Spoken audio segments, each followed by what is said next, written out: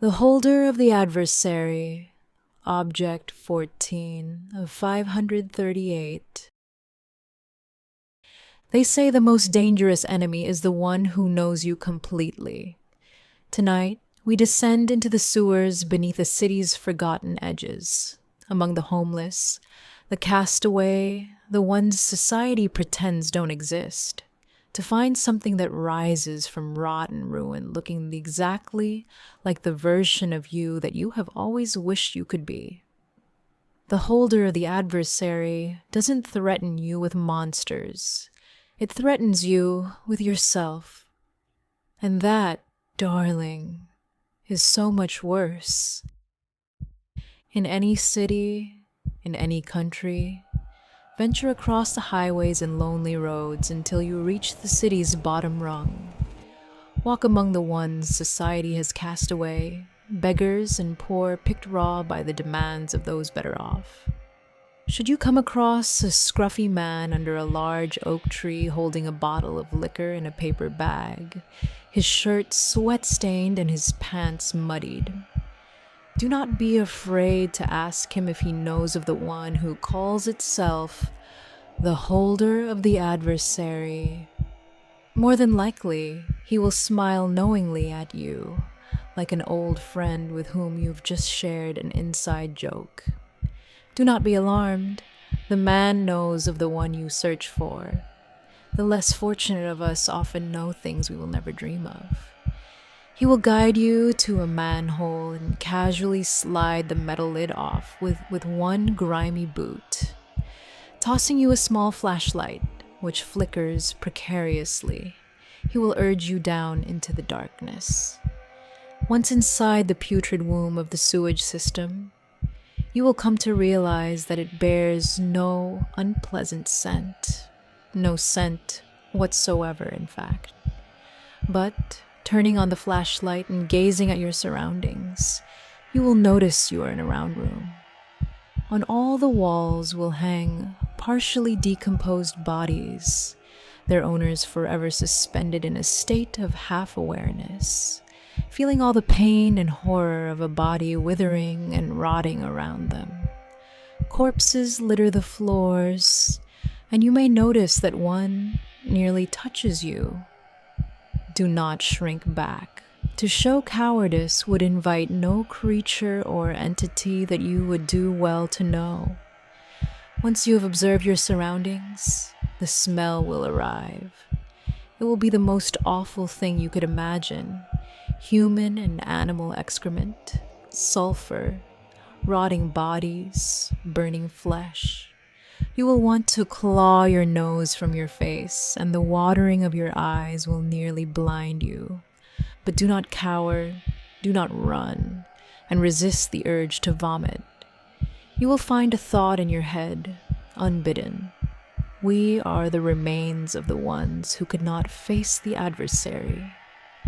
There is no source of this whisper, though it may curl around you as if carried by the stench itself.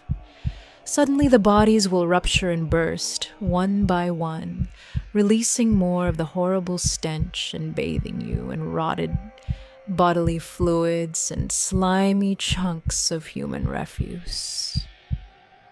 The corpses then will sink to the floor, and what rises from the slurry is a creature of pure beauty. Man, woman, or something else entirely. It depends on you yourself. It will not be possible to shake your gaze from this gorgeous, naked human until you realize the creature is an idealized caricature of you. Confident, heart-achingly gorgeous, smiling a gentle, patient smile. It will be everything you yourself could ever desire to become. You will be overcome by a sudden jealousy, a total anger, a need to annihilate this perfect you. Do not give in, no matter how strong the temptation. If you do, you are doomed to the adversary's wrath, the eternal torment of the damned you have witnessed prior. There is only one question you must ask the exquisite creature. What could they destroy? The holder of the adversary will laugh at you. melodically, condescendingly, and will explain to you as though you are a small, stupid child exactly the answer to your question. It will spare you no details, even the most horrific. Though horrifying, the story will be interesting and calming to listen to, and you will find yourself absorbed in a childlike fascination with the holder. You may liken its story to one told to you by a loved one or a guide when you were a child, and you will know that you now have the key to defeating the adversary, that which the damned could not acquire. At the end of the story, the holder will ask, smiling pleasantly, "What will you do now, my child?" If it asks you anything else or tells you something different, your fate is sealed. And when you eventually emerge from the sewer, the ragged people you have encountered will descend upon you like ravenous animals and tear you apart with tooth and nail, feeding on your body. There is no escape, only the knowledge that it will happen. Regardless of your fate, the holder will place an object in your palm and close your hand around it.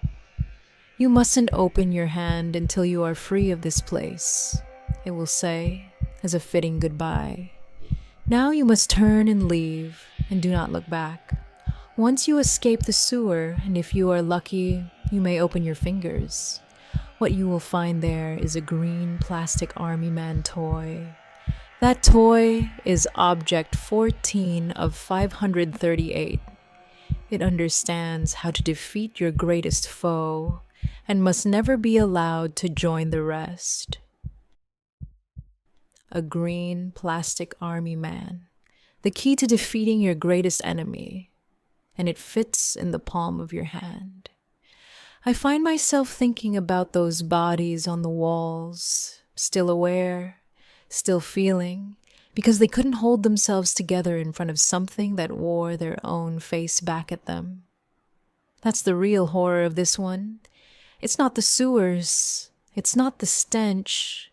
It's standing in front of the perfect version of yourself and choosing not to destroy it out of jealousy. Most people, I think, wouldn't pass that test. Would you? Never seek this holder alone. And if you ever feel a sudden, irrational rage toward your own reflection, close your eyes and walk away slowly. That's tonight's story. Another object. They must never come together. Thank you for staying with me. If this one appeals to you, like this video and comment below. Subscribe so you don't miss the next story. I will see you soon. Sleep carefully. The next story will be waiting.